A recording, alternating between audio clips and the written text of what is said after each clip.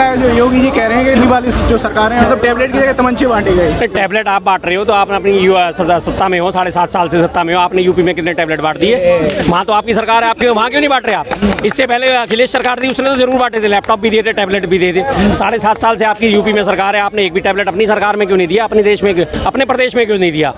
पर उपदेश कुशल बहुत तेरे, अपने यहाँ क्या हो रहा है उसमें कुछ मतलब नहीं, लेकिन दूसरे वाले के क्या हो रहा है, दूसरे की थाली में घी ज्यादा नजर आएगा। कश्मीर में जाके वादा कर देंगे और देखो कितने बचकाने वादे कर रहे हैं कि कश्मीर में हमारी सरकार बनवा दो, हम पीओके को वापस ले आएंगे। अरे भाई, ये पीओके वापस लाना क्या प्रदेश सरकार का काम होता है? प्रदेश सरकार के अंडर में होती है सिर्फ पुलिस, और पीओके को लाना है तो सेना के द्वारा हमला करना पड़ेगा, आक्रमण करना पड़ेगा। सेना किसके अंडर में आती है? केंद्र सरकार के। तो सिर्फ राज्य सरकार बनने से पीओके आ जाएगा कि केंद्र सरकार के थ्रू पीओके आएगा? केंद्र सरकार में भी पिछले 10 सालों से आप हो, अभी तक तो एक आप ईंट नहीं ला पाए पीओके से। लेकिन नहीं, पहले मेरी सरकार बनवा दो फिर मैं लाऊंगा, पहले मुझे सरकार बनवाओ। जब सरकार बनवाएगी तो फिर भूल देंगे, अरे मैंने कब कहा था, ये तो जुमला था, मैंने क्या बात करी थी। यूपी की बात करें, वहां जाके तो टैबलेट बांट रहे हो। पिछली बार जब यूपी गवर्नमेंट के इलेक्शन थे आपके 2022 में, क्या वादे करे थे अमित शाह जी ने, मोदी जी ने और इन्होंने तीनों ने मिलके? हर आने वाली होली दिवाली पर एक सिलेंडर मुफ्त दिया जाएगा। आज तक एक भी सिलेंडर मुफ्त मिला? नहीं। आपको मुफ्त का क्यों चाहिए? नहीं चाहिए। मैं तो भाई साहब किसी भी मुफ्तखोरी के हक में भी नहीं हूँ, ना मैं किसी में एलिजिबिलिटी में आता। मैंने जो बात नहीं करी, मैंने कहा मुझे नहीं ले, मैंने ये पूछा कि पूरे प्रदेशवासियों को वादा करा गया था होली और दिवाली पे एक सिलेंडर मुफ्त दिया जाएगा। आज तक दिया? लेकिन वही सेम रिपीट करके अमित शाह जी वहाँ पहुंच गए जम्मू कश्मीर में, ईद और मुहर्रम पे एक सिलेंडर मुफ्त दिया जाएगा। पहले यूपी वालों को दे दो यार, जहाँ तुम्हारी सरकार बनी है। पहले 500 रुपए का सिलेंडर तुमने राजस्थान में वादा करा हुआ, वहाँ दे दो जहाँ तुम्हारी सरकार बनी हुई है। गुजरात में तुम्हारी सरकार बनी हुई है, वहाँ 500 रुपए का सिलेंडर कर दो। राजस्थान में है, उत्तराखंड में है, मणिपुर में है, सब जगह तुम्हारी 15 राज्यों से ऊपर में सरकारें हैं। आज तक एक भी जगह तुमने एक भी सिलेंडर मुफ्त दिया नहीं। यहाँ मेरी सरकार बनवा दो तो मैं दे दूंगा, नहीं मेरी सरकार बनेगी तो तुम कौन और मैं कौन? खामखा की बात, हम आपके हैं कौन? और अगर वो सरकार बन गई तो मैंने प्यार किया, सीधी सी बात है, तू और मेरी मैं तेरा, बात खत्म। योगी जी ये कह रहे हैं कि जो पाकिस्तान को आजाद करना, जो ऑक्युपाइड कश्मीर है, वो उधर से आवाज उठ रही है, इसलिए हम ऐसा करेंगे, ऐसे कह रहे हैं। अरे भाई साहब, उधर से आवाज तो शुरू से ही उठती आ रही है, इससे पहले कांग्रेस सरकारों में भी उठती आ रही थी, हालांकि कांग्रेस भी इस पे एक्शन नहीं ले पाई। आपने इसी बात का वादा करा था 370 हटाएंगे, पीओके मिलाएंगे, राम मंदिर बनाएंगे। 2 वादे आपने पूरे कर दिए, चलो 370 हटा दी, राम मंदिर बन गया। राम मंदिर कोर्ट के फैसले से बना, आप उसे अपने खाते में डालते हो फिर भी डाल लो। अब पिछले 10 सालों से आप क्या कर रहे हो? जब सारी सत्ता आपके पास थी, पिछली बार आपका पूर्ण बहुमत की सरकार थी, उससे पिछली बार भी पूर्ण बहुमत की सरकार थी, आपने पीओके के लेने के लिए क्या करा? आप बार बार नाटक करते हो, आतंकवाद खत्म कर देंगे, पीओके ले आएंगे, मेहुल चोकसी को ले आएंगे, विजय माल्या को ले आएंगे, नीरव मोदी को ले आएंगे, दाऊद इब्राहिम हमारे कदमों में पड़ा होगा। पिछले 10 सालों में एक भी वादा पूरा हो तो बताओ? वादे करे जाएंगे, झूठ बोले जाएंगे, कोई दिक्कत नहीं। योगी जी ये भी कह रहे हैं कश्मीर में कि जो पीडीपी है, उन्होंने अपने घोषणा पत्र में कहा कि अलग झंडा बनाएंगे, और वो राहुल गांधी से पूछ रहे हैं क्या वो इस बात का समर्थन करते हैं? घोषणा पत्र में कहीं भी इस तरह का नहीं है कि अलग झंडा बनाएंगे। उन्होंने ऐसी कुछ बात कही है सर? पिछली बार वो कांग्रेस के घोषणा पत्र में भी कह रहे थे कि तुम्हारी संपत्ति छीन के जो है मुसलमानों को दे दी जाएगी, तुम्हारी संपत्तियां छीन के सबको बांट दी जाएंगी, तुम्हारे को कंगला कर दिया जाएगा। क्या कांग्रेस के घोषणा पत्र में कहीं ये बात थी? झूठ बोलने में इनका कोई सानी नहीं है। पकड़ने का काम किसका? मीडिया का। मीडिया इनका चरण चुंबक चाटुकार हर हालत में, टीवी मीडिया, एक्सट्रीम मीडिया। छोटी सी घटना भी आपने देखी है ना, बेंगलुरु में वो जो हुआ उसका मर्डर, महालक्ष्मी लड़की का, 3 दिन तक लगातार हर ट्विटर चैनल ने, हर चैनल वाले ने एक ही खबर चलाई, अशरफ ने मार दिया, अशरफ ने मार दिया, अशरफ ने मार दिया, अशरफ ने मार दिया। अभियुक्त कौन निकला? मुक्ति रंजन रॉय। अब क्या करोगे? 3 दिन तक तो झूठ फैला दिया, वही झूठ अब फैलाया जा रहा है कि उसने पीडीपी ने अपने घोषणा पत्र में ये कहा, घोषणा पत्र में ये कहा। हम जान नहीं रहे, पीडीपी का घोषणा पत्र पढ़ नहीं रहे भाई साहब, पढ़ नहीं रहे, आप पढ़ नहीं रहे, कोई और पढ़ नहीं रहा। 2-4 कान के कच्चे लोग हैं, वो सुन लेंगे, उन्हें यकीन हो जाएगा, मान लेंगे हाँ जी हाँ पीडीपी ने ऐसा कहा होगा। अगर पीडीपी इतनी बुरी थी तो पीडीपी के साथ मिलकर पहले सरकार क्यों बनाई थी आपने? क्यों बनाई थी मुफ्ती महबूबा मुफ्ती के साथ से सरकार? पीडीपी तो बुरी थी, फिर क्यों सरकार बनाई है आपने? इसका मतलब आपको सत्ता का स्वाद चखना था। जब तक स्वाद आ रहा था तब तक तो मुफ्ती महबूबा, उसके बाद काम खत्म। तू कौन और मैं कौन, खामखा। अभी एक चाचा जी थे, वो ये भी कह रहे थे कि आईफोन जब से आया है तो लाइन लगी है, तो गरीबी है जो खत्म हो गई है कहीं ना कहीं, ऐसा कह रहे थे। वो चाचा से मैं पूछना चाहूँगा, आईफोन लेने के लिए कितने लोग थे वहाँ पे? 1000 होंगे, 1500 होंगे।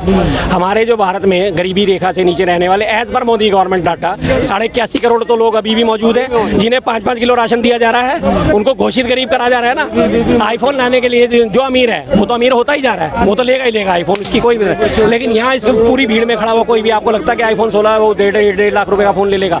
अगर उसी को एक पैमाना बना लिया जाए तो भाई साहब फिर तो आप अंबानी से मेरा कंपैरिजन कर लो कि देखो में तो इतना बड़ा माल मत्ता रखा हुआ और आपके पास तो कुछ नहीं है। देखो अंबानी तो बहुत सक्सेस हो गया, आप सक्सेस क्यों नहीं हो रहे? ये कौन सा पैमाना हुआ भाई?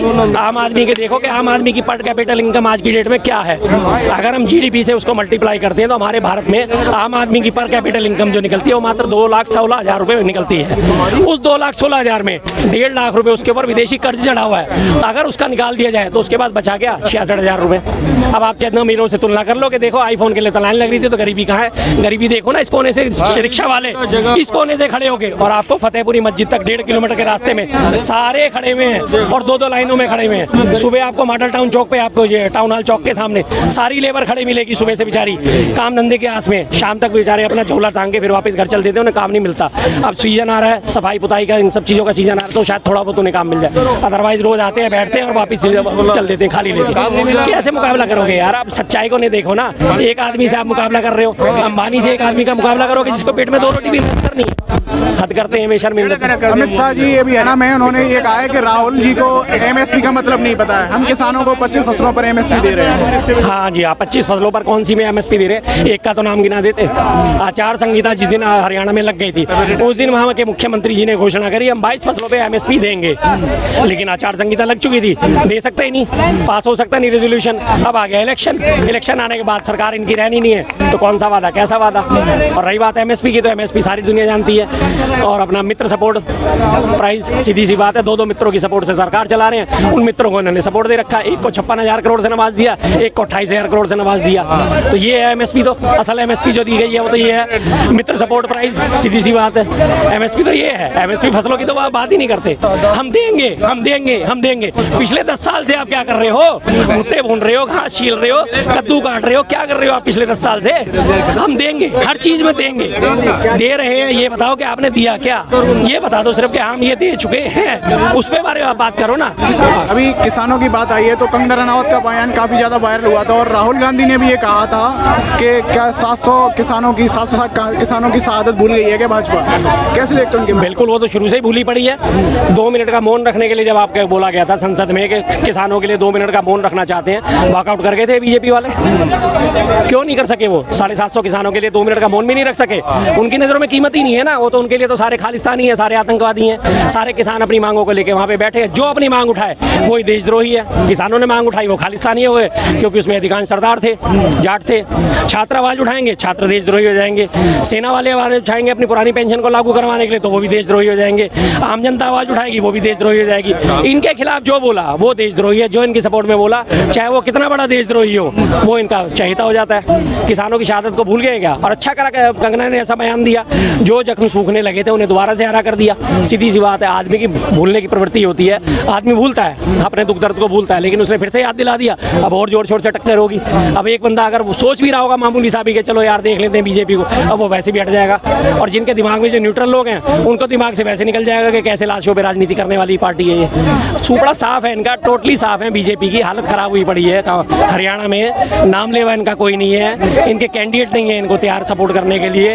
अनिल विज अपनी अलग ढपलियां राख बना रहे हैं। पड़ोसी राज्य पंजाब में आपने देखा वो सुनील जाखड़, उन्होंने इस्तीफा दे दिया। हालांकि पिछले 4 घंटे से यही चल रहा है कि दिया है नहीं दिया है, दिया है नहीं दिया है। अब यही बात हो रही है बार बार, कंफर्मेशन अभी तक नहीं आई है। लेकिन हालत देख लो आप सब कैसी है, भाग रहे हैं, छोड़ छोड़ के भाग रहे हैं कंटिन्यूअस। जी आज कश्मीर में गए हैं, कह रहे हैं जो पहले की सरकारें रही हैं उन्होंने युवाओं को तमंचे बांटे हैं, हम आएंगे तो टैबलेट बांटेंगे, ऐसा कह रहे हैं। देखिए तो जनता में जो जनता जनार्दन होती है ना, जनता के माल में कौन टैबलेट बांटेगी और कौन AK-47 बांटेगी, जनता जान गई है। जनता किसमें राजी है, किसमें प्रसन्न है, किसमें नापसंद है, जनता के ऊपर डिपेंड करता है। क्या लग रहा है योगी जी बात सही कह रहे हैं कि देखिए योगी जी एक संत हैं, उनको तो मैं कोई गलत कह ही नहीं सकता।